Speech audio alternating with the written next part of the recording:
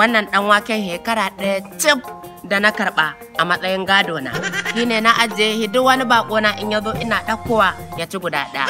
Saboda haka kai ma guda ɗaya za ka ci in ci ɗaya. To din wace da muna gani shi ne za ci kwaya da mai da shi a ajiye kuma.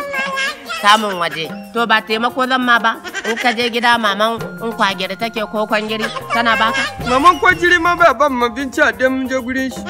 To, sai dai ta ta farfasa ma wannan katan kan karan kana ci. To baya ba mu ya ce shi ma sai mun yi mashi tiran su hawa sannan zai samu. To ba dole ne mu da ci mai dan jirma ba. Wayo umarin koda kaji nake kamar za ka loma da koda. Shi ne.